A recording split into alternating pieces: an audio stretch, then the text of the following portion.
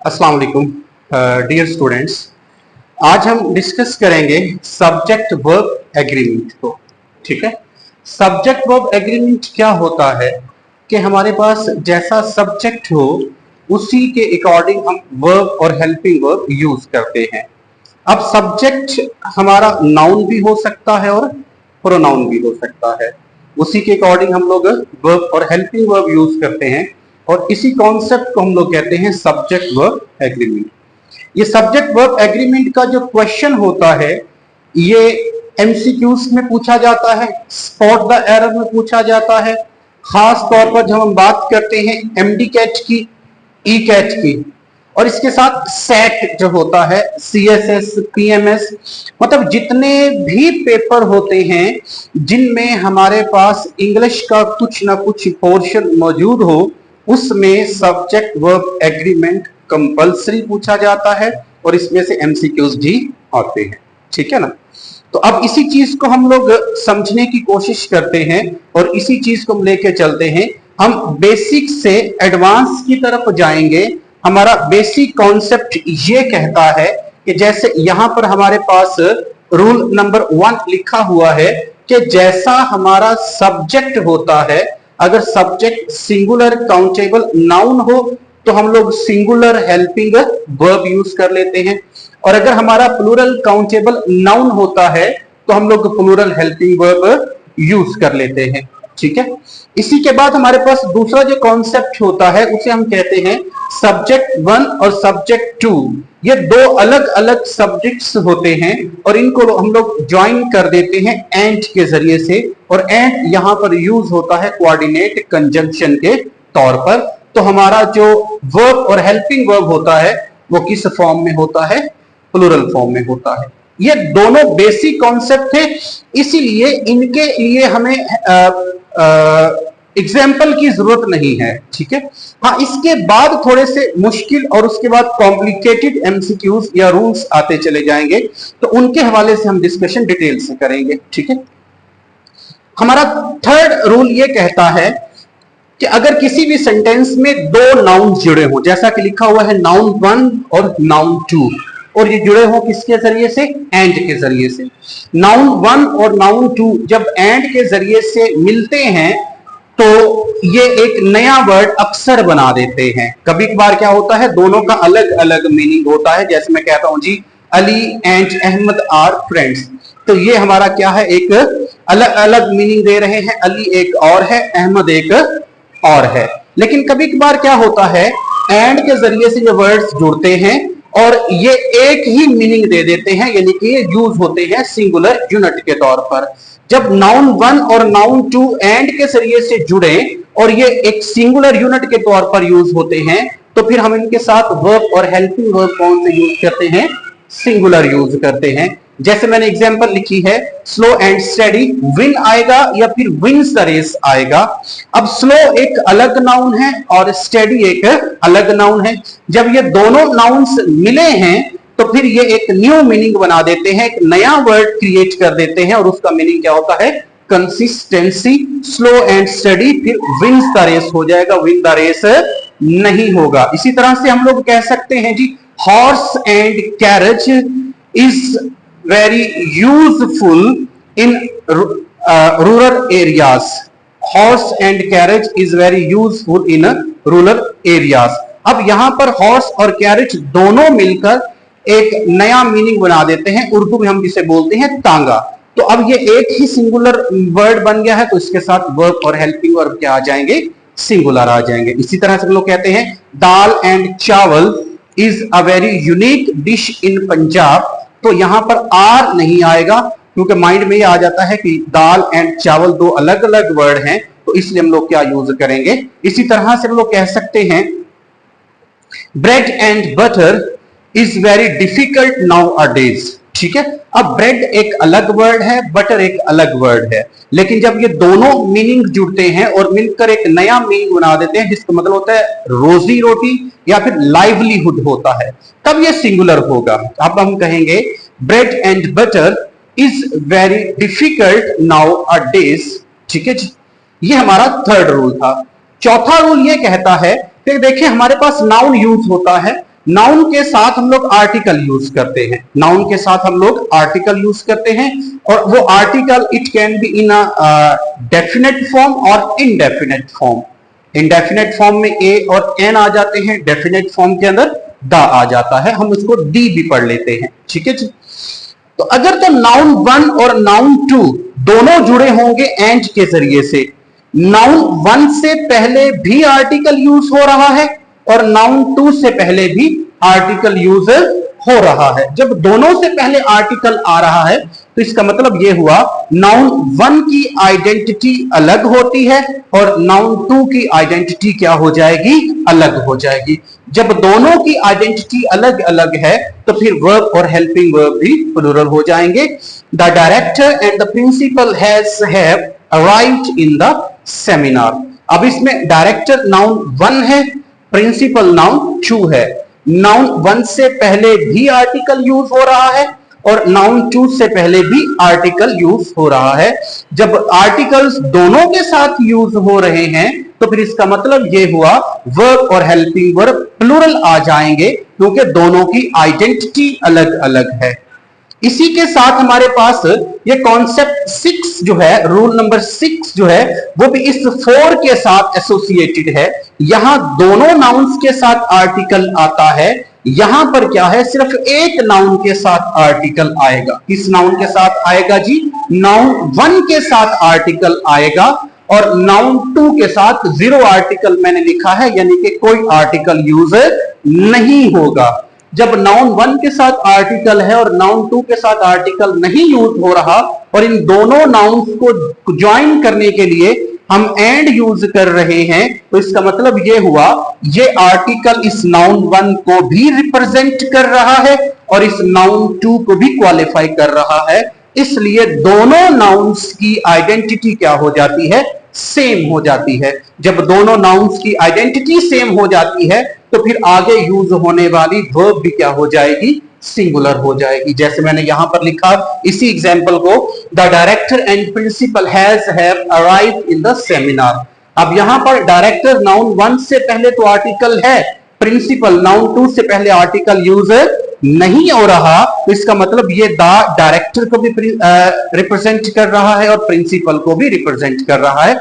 लिहाजा ये दोनों एक ही शख्स हैं, डायरेक्टर भी वही शख्स है और प्रिंसिपल भी वही शख्स है।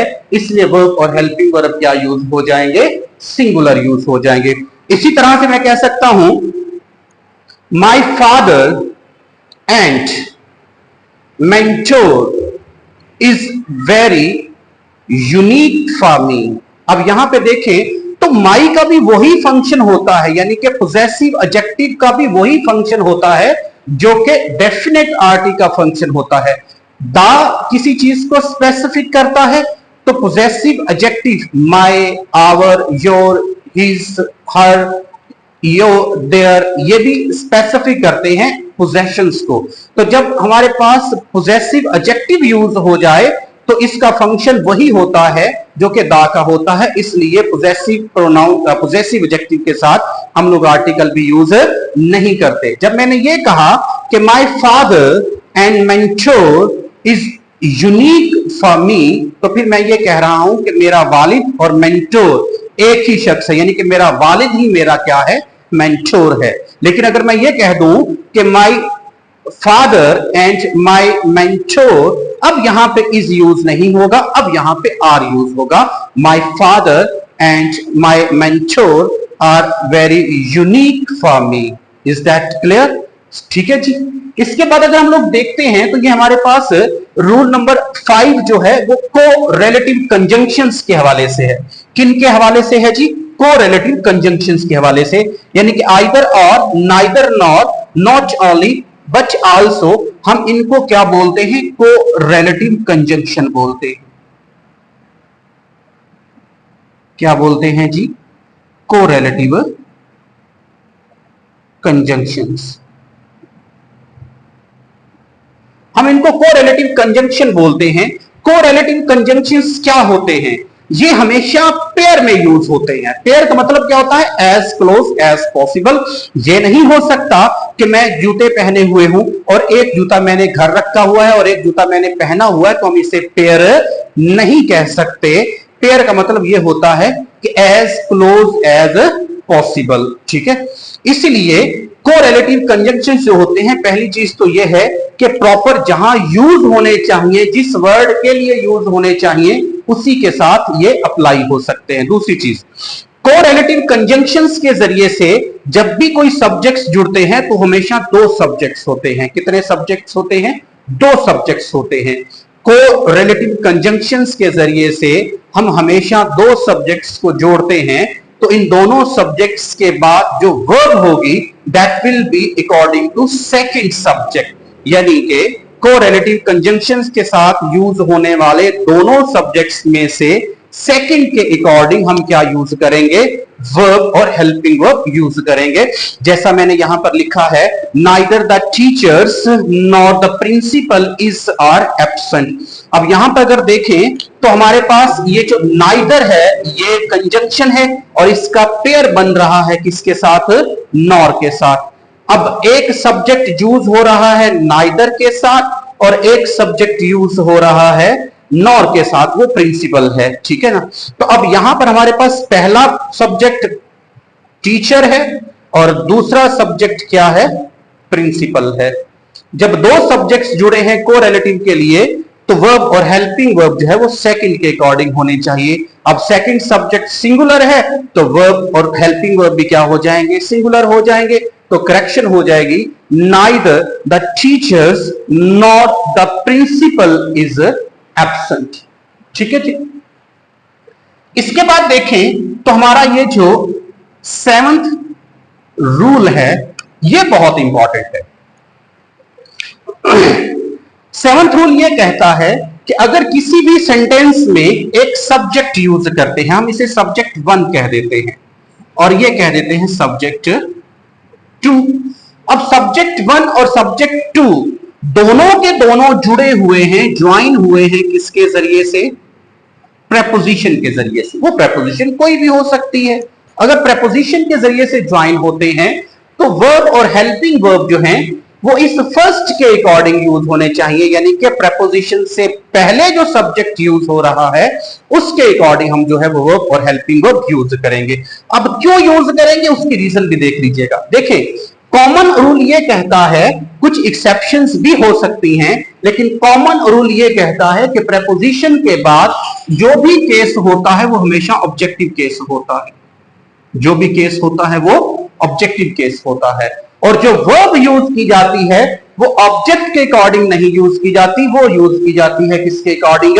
सब्जेक्ट के अकॉर्डिंग यूज की जाती है। अब सब्जेक्ट जो कि प्रेपोजिशन से पहले यूज हो रहा होता है, इसलिए फादर के अकॉर्डिंग हम क्या यूज करेंगे जी? इज यूज करेंगे, आर यूज नहीं करेंगे।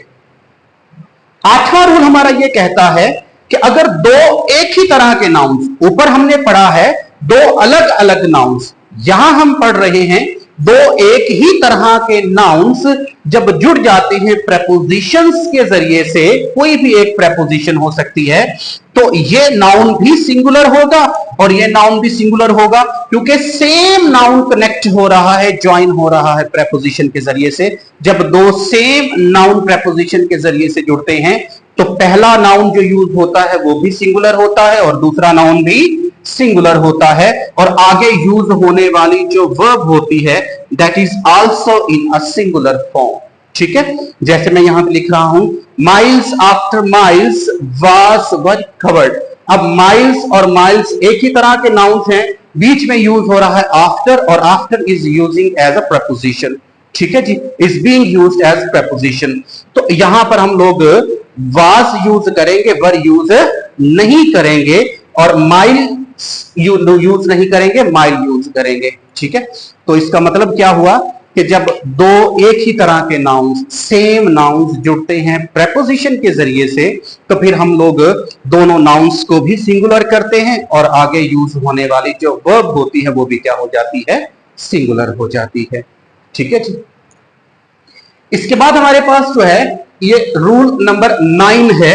ये रूल नंबर 9 जो है ये यूज हो रहा है हमारे पास इंडेफिनेट प्रोनाउन के तौर पर। इंडेफिनेट प्रोनाउंस क्या होते हैं? इंडेफिनेट प्रोनाउंस वो प्रोनाउंस होते हैं जिसमें हमारे पास जेंडर स्पेसिफिक नहीं होता, यानी कि पता नहीं होता कि जो काम कर रहा है वो हमारा मेल है या फीमेल है। जैसे मैं कहता हूं जी, someone has broken my mirror, someone has broken my mirror. अब यह समवन से मुराद either he can be a male or female, right? तो ये इंडेफिनेट प्रोनाउंस जो होते हैं, each, every, either, neither, no, none, one, वैसे आइदर और नाइदर जो होते हैं ये इंडेफिनेट प्रोनाउन नहीं होते, ये डिस्ट्रीब्यूटिव प्रोनाउंस होते हैं। लेकिन मैं सिर्फ समझाने के लिए इनको इसी कैटेगरी के अंदर रख रहा हूं, लेकिन इनका अपना एक अलग यूजेज है, अपना एक अलग कॉन्सेप्ट है। अगर शॉर्ट फॉर्म में कहेंगे तो इनमें से कोई भी एक वर्ड यूज हो जाए और उसके बाद यूज हो जाए प्रेपोजिशन ऑफ, तो आगे हम यूज करेंगे नाउन या फिर यूज होगा प्रोनाउन। वो नाउन या प्रोनाउन हमेशा प्लूरल फॉर्म में होंगे, लेकिन वर्ब सिंगुलर होगी। लेकिन वर्ब क्या होगी? और अगर इनके बाद हमें कोई प्रोनाउन भी यूज करना पड़ जाए तो वो प्रोनाउन भी हमेशा सिंगुलर होगा। अब इसका लॉजिक क्या है वो भी मैं आपको बता देता हूं। जो मैंने पहले बताया था कि प्रेपोजिशन के बाद हमेशा ऑब्जेक्टिव केस आता है, तो ऑफ यहां पर प्रेपोजिशन है और प्रेपोजिशन के बाद नाउन या प्रोनाउन जो भी यूज होगा that will be called objective case. तो हमारा सब्जेक्ट ओरिजिनल ये होता है और ये सारे के सारे चूंकि सिंगुलर होते हैं तो सिंगुलर होने की वजह से वर्ब और हेल्पिंग वर्ब भी सिंगुलर आते हैं, और आगे अगर कोई प्रोनाउन का केस यूज हो जाए तो वो भी क्या होता है? सिंगुलर होता है। ठीक है, आगे हमारा रूल नंबर 10 है कि दो सब्जेक्ट, सब्जेक्ट 1 और सब्जेक्ट 2, दो अलग अलग सब्जेक्ट, दो अलग अलग सब्जेक्ट जब जुड़ते हैं किसके जरिए से? along with, as well as, no less than, in addition to, तो जो वर्ब यूज करेंगे वो किसके अकॉर्डिंग यूज करेंगे? सब्जेक्ट 1 के अकॉर्डिंग। अब इसमें लॉजिक क्या है, रीजन क्या है? देखिए, as well as, no less than, as compare to, compared with, ये सारे के सारे कंपैरिजन को शो करते हैं। किसको शो करते हैं? कंपैरिजन को शो करते हैं। और जब कंपैरिजन को शो करते हैं तो सब्जेक्ट का कंपैरिजन सब्जेक्ट के साथ होता है, पोजेशन का कंपैरिजन पोजेशन के साथ होता है। ठीक है, तो जहां सब्जेक्ट का कंपैरिजन सब्जेक्ट के साथ होगा और कंपैरिजन में हमेशा वर्ब और हेल्पिंग वर्ब जो पहला सब्जेक्ट होता है प्रायोरिटी बेस पर उसके अकॉर्डिंग लिखा जाता है। तो दो सब्जेक्ट्स जब इनमें से किसी एक वर्ड के जरिए से यूज होंगे तो आगे जो वर्ब होगी वो हमेशा सब्जेक्ट 1 के अकॉर्डिंग यूज होगी। जैसे ही, as well as, I am, are, is very punctual. अब एज वेल एज के जरिए से जुड़ रहा है ही और आगे आ रहा है आई, तो एज वेल एज के जरिए से ही और आई जब जुड़ रहे हैं तो ही के अकॉर्डिंग क्या आ जाएगा? इज आएगा, ना एम आएगा ना ही आर यूज होगा। इसी तरह से हम लोग कह सकते हैं जी, I no less than he is guilty, I no less than he is guilty. अब ये इज नहीं आएगा क्योंकि नो लेस देन से पहले आई आ रहा है, तो आई के अकॉर्डिंग क्या आएगा? एम आएगा। I no less than he am guilty हो जाएगा। अब ये देखने में बड़ा ऑकवर्ड लग रहा है, लेकिन ग्रामेटिकली ये सेंटेंस स्ट्रक्चर के लिहाज से बिल्कुल ठीक है। आगे हमारा जो है सेंटेंस वो है कलेक्टिव नाउन को लेकर जो रूल है। कलेक्टिव नाउन बेसिकली वो नाउन होता है जो सेम नाउन्स को लेकर चलता है। ठीक है, यानी कि उसमें एक ही तरह के नाउन्स होते हैं। जैसे फर्ज कर ले, एक ही क्लास के अंदर अगर काफी सारे स्टूडेंट्स बैठे हैं, वो काफी सारे स्टूडेंट्स मेडिकल के हैं, तो फिर हम उसे क्लास कहेंगे। इसी तरह से ग्रुप ऑफ सोल्जर्स को हम लोग आर्मी कह देते हैं, ग्रुप ऑफ लायंस को हम लोग प्राइड कह देते हैं, ग्रुप ऑफ बैड पीपल्स को हम लोग कह देते हैं गैंग कह देते हैं, ग्रुप ऑफ जजिस को हम लोग कहते हैं ज्यूरी या फिर कभी कभार पैनल भी कह देते हैं। ठीक है जी, तो ये हमारा कलेक्टिव नाउन होता है। अब ये कलेक्टिव नाउन दो तरह से यूज होता है, या तो ये डिवाइडेड सेंस क्रिएट करता है या फिर यूनाइटेड सेंस क्रिएट करता है। यूनाइटेड सेंस कैसे होती है? अगर तो कलेक्टिव नाउन सारे का सारा, उसके अंदर जितने भी वो ग्रुप होते हैं, जितने भी वो मेंबर्स होते हैं, जितनी भी वो चीजें होती हैं, वो सारी किसी एक चीज पर यूनाइटेड हो जाती हैं, इकट्ठी हो जाती हैं, डिस्पर्स नहीं होती तो फिर हम लोग क्या यूज करते हैं, वर्ब और हेल्पिंग वर्ब सिंगुलर यूज करते हैं, क्योंकि तब वो दे रहा होता है यूनाइटेड सेंस।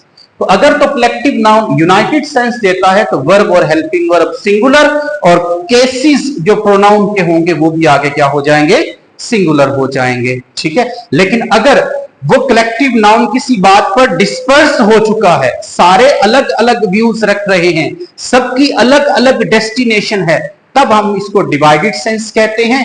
तब इसके साथ वर्ब और हेल्पिंग वर्ब भी प्लूरल और केसेस भी प्लूरल। जैसे फर्ज करें मैं कहता हूं जी, the staff has attended the meeting. अब यहां पर स्टाफ ने मीटिंग अटेंड की है तो स्टाफ कलेक्टिव नाउन है। ठीक है, अगर कलेक्टिव नाउन है तो यहां पर अटेंड करने का मतलब क्या है कि सारे का सारा स्टाफ एक जगह पर इकट्ठा था और उन्होंने क्या कर ली, मीटिंग अटेंड कर ली, इसलिए ये यूनाइटेड सेंस होगी। The staff has attended the meeting but now it is going to house होगा या they are going to house होगा। अब चूंकि ये घर जा रहे हैं तो ये डिस्पर्स हो रहे हैं। डिस्पर्स होने का मतलब क्या है कि ये यूनाइटेड सेंस नहीं है बल्कि डिवाइडेड सेंस है। तो अब हम ये कहेंगे, the staff has attended the meeting and now they are going to their houses. अब ये अलग अलग हो रहे हैं तो अब ये डिवाइडेड सेंस हो गए। तो collective noun United sense with singular helping verb, divided sense with plural helping verb and plural cases. Is that clear? Right.